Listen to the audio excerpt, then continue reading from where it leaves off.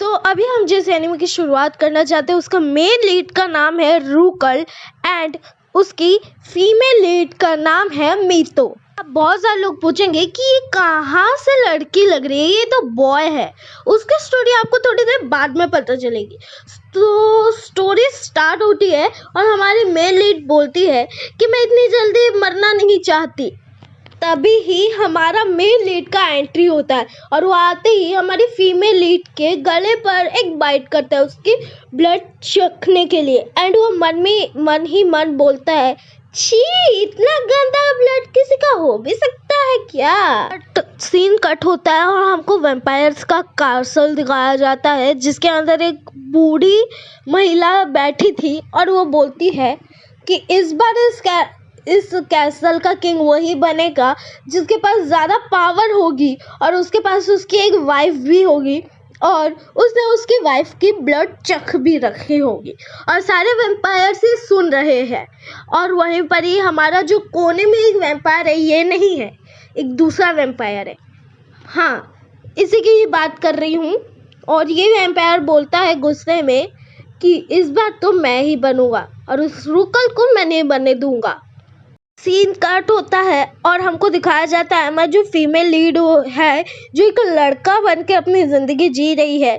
वो एक मैन के कैफ़े में काम करती थी लेकिन उसको निकाल दिया जाता है और उसका जो मालिक था वो बोलता है कि तुम इतने हैंडसम हो के मैन के जगह वुमेन आ रही है और ये कैफ़े तो मैन के लिए बना है।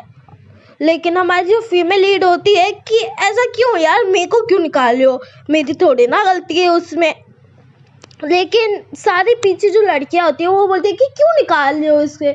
लेकिन वो थोड़ा भड़क जाता है और सारे मैन को बोलता है और वो सारे मैन्स भी हाँ बोलते हैं कि इसको निकाल दो यार, ये हमारे कैफे में क्या कर रहा है, यहाँ पर तो हम आते हैं। और फिर वो उसका बस्ता दे देता है और वो बोलता है कि प्लीज़ रख लो ना यार, लेकिन तो भी उसको जाना पड़ता है और वो लड़कियां भी कुछ नहीं बोलती। फिर वो अपना बस्ता लेके जाने लगता है।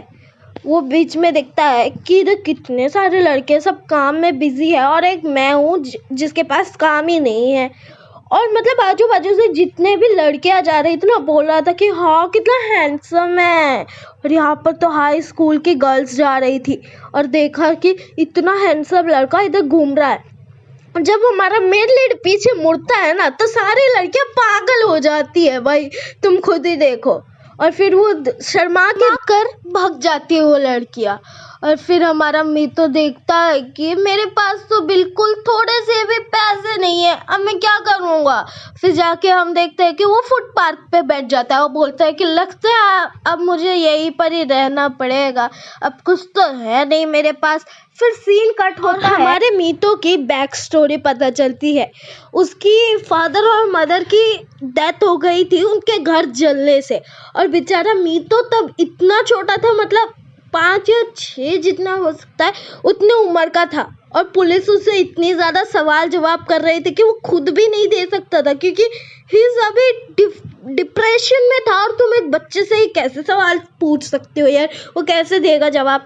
और उसको वहाँ पर उसके माता पिता के साथ एक फ़ोटो भी मिलती है जो कि पड़ी हुई थी और उसको देख के वो इमोशनल हो जाता है। और उसके जो आंटी और अंकल थे वो पुलिस के सामने बोलते कि हाँ हम रख लेंगे इसे, मतलब पुलिस के सामने ऐसा लाइक प्रिटेंड करते कि हम रख लेंगे, है ना। लेकिन जब ना 2-4 दिन होता है ना, 2-4 दिन नहीं, जब जब वो 20 या जितने साल का हो जाता है ना, तब उसके अंकल और आंट भी उसको निकाल देती है घर से। बोलते हैं कि अब तुम बड़े हो गए हो, तुम अपने पैर पे चल सकते हो, जाओ और खुद कमा के खाओ, अब हम तुम्हें पाल नहीं सकते। और मीतो बोलता है कि ठीक है, और वो चल फिरता है। मतलब वो जो भी शॉप में जा रहा था ना, उधर उसको नहीं मिल रहा था काम। इंजीनियरिंग कहीं पर भी नहीं मिल रहा था, बुक शॉप पे भी नहीं। और एक इंसान रख भी देता था लेकिन उसकी वाइफ पीछे से आती है और बोलती है कि कान में कि पागल हो क्या। और वो बोलते हैं कि सर आप जा सकते हो, इधर नहीं है कोई काम। बेचारा मीतो इधर उधर घूमते रहता है और इसीलिए ही तो उसने आत्महत्या किया था। फिर सीन कट हो और हमारा मीतो इधर उधर घूम रहा था और फिर हमको एक कैफ़े दिखाया जाता है जहाँ पर इतने ज़्यादा हैंडसम से लड़के थे ना, जैसे कि देख लो ये पर्पल बाल वाला, ये येलो बाल वाला, है ना। और वहाँ पर दो गर्ल्स आती है मतलब कुछ खाने के लिए, और वो आती है और उसको इतने सारे डिज़र्ट मिलते हैं ना खाने के लिए, बोलती कि इंजॉय करो। और ये रहा हमारा रूकल जो कि गर्ल्स के बाजू में ही था, और बोलता है कि अगर मिस आपको कुछ चाहिए तो आप बोल देना। तो लड़कियां पिघल जाती है यार ब्रो। फिर हमको दिखाया जाता है, सीन कट होता है और हमारा मी तो बारिश में भीगते हुए आ रहा था। वो देखता है कि दो लड़कियां तो अपने दोस्त दोनों थे और वो जो छाते में चली जाती है, और एक लड़की तो फ़ोन में बात कर रही थी। और वो देख के मतलब बारिश को फिर देखने लगता है, और फिर सीन कट होता है। हमको दिखाया जाता है हमारा मी तो नीचे गिर जाता है कमज़ोरी के मारे, और वो कहाँ पर, उसी ही कैफ़े में गिरता है। वो बोलता है कि नो, वो देखता है कि उसने ना एक फ्लावर पॉट तोड़ दिया था। वो सबसे माफ़ी मांगता है, मुझे माफ़ कर दो, मैंने जानबूझ के नहीं किया। और हड़बड़ी में उसको निकालते हुए मतलब उसके हाथ से फिर खून निकलने लगता है, और पीछे से हमारा रूकल आता है और उसके हाथ को पकड़ लेता है और बोलता है कि तुम ठीक हो ना मिस। और वो देखती है पीछे कि कितना ज़्यादा हैंडसम है, और इन दोनों का जो है ना मज़ा आ गया देख के। वो अपने आप को रोकता है कि नहीं यार, इधर इतने सारे लोग हैं और इतने सारे लोगों के सामने इसका ब्लड पीना अच्छी बात नहीं है। और फिर वो बोलता है कि तुम आ जाओ इधर, और फिर वो अपने साथ उसको लेके चले जाता है। और हमारा जो हमने फर्स्ट सीन में देखा था ना, तो यही वो बंदा है।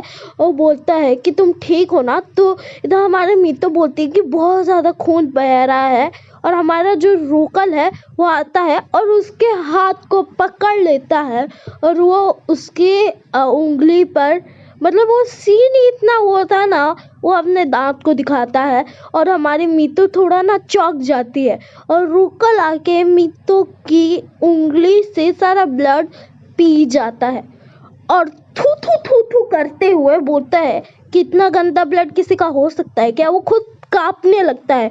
वो बोलती है कि क्या हुआ। हमको दिखाया जाता है, वो बोलता है रोते हुए कि छी, इतना गंदा ब्लड, माय गॉड। और फिर वो खांसने लगता है, बोलता है कि मैंने आज तक इतना वाहियात ब्लड नहीं पिया है। तो हमारी मीता अभी बड़े बड़े आंखें बोलती है कि मेरा ब्लड इतना ख़राब नहीं हो सकता, ज़रूर तुम झूठ बोल रहे हो। तो हमारा जो रूकल होता है वो बोलता है कि वैम्पायर्स कभी झूठ नहीं बोलते। तो हमारी मीतो सोचती है कि हैंडसम तो है और इसके पास तो वैम्पायर्स वाले दांत भी है, कहीं सच्ची में तो वैम्पायर नहीं। लेकिन वो सोच में पड़ जाती है, और उसका मुंह का हालत कुछ ऐसा था। फिर वो जाती है बाहर और सबको देखती है कि मिसअंडरस्टैंडिंग तो नहीं हो गई ना। तो वो फिर से वहाँ से भागती है बारिश में, और हमारा रूकल इधर बोलता है कि इतना गंदा ब्लड किसी लड़के का कैसे हो सकता है। तो पीछे से हमारा वही वैम्पायर आता है, इसका नाम मैं भूल जाती हूँ यार बार बार। हाँ, इसका जो भी नाम है। वो बोलता है कि तुमने मुझे डरा दिया यार। वो वैम्पायर बोलता है कि मैं देख रहा हूँ तुमने उस लड़की के साथ क्या किया।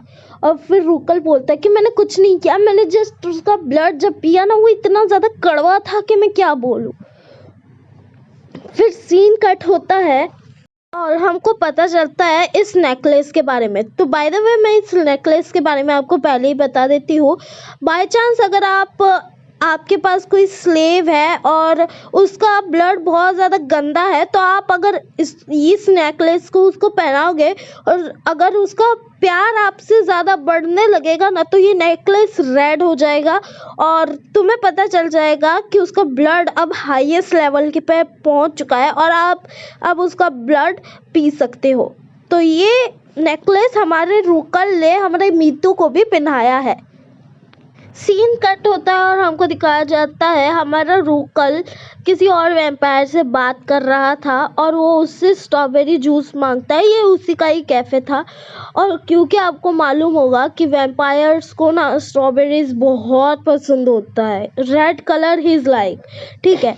तो उससे मांगता है, और यहाँ पर मतलब जितने भी लोग थे ना, वो सारे ही वैम्पायर्स थे, लेकिन ये जो येलो बाल वाला है ना, ये ह्यूमन है, ठीक है। और फिर हमारी जो मीतो है वो रोते हुए अपने सिर पे बस्ता लेके घूम रही थी और बोलती है कि बारिश ये रुक क्यों नहीं रही है, इतना ज़्यादा हो रहा है बारिश।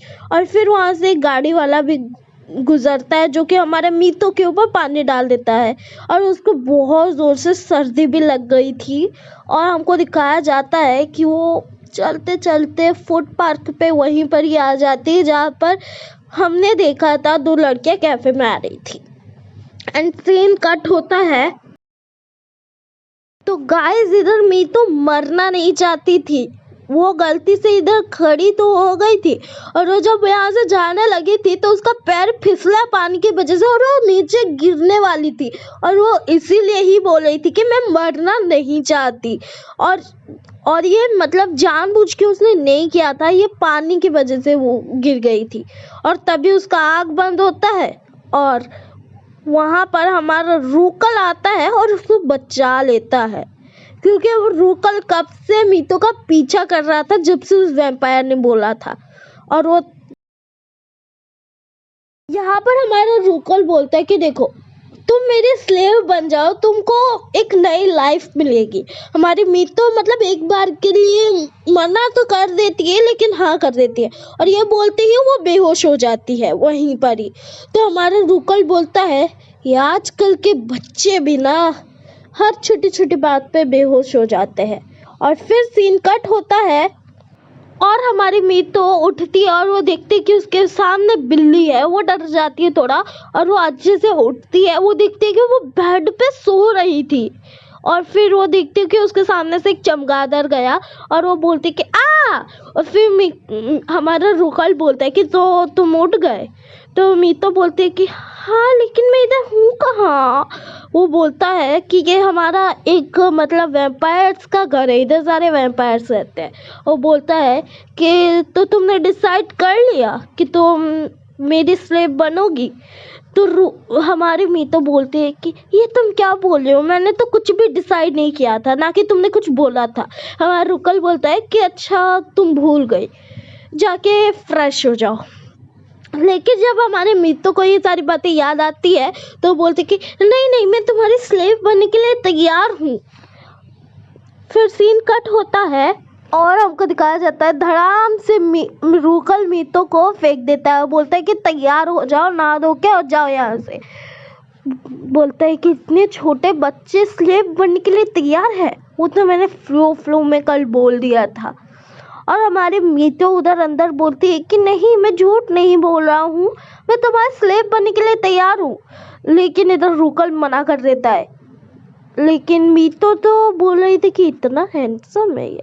तो हमारा जो रूकल होता है वो बोलता है कि नहीं तुम अभी बहुत छोटे हो, तुम कुछ नहीं कर सकते मेरे लिए। और हमारी जो मीतो होती है वो समझ जाती है, ठीक है। और फिर सीन कट होता है। सो गाइस मैं आपको बताना चाहती हूँ हमारा पहला एपिसोड इधर खत्म हो चुका है।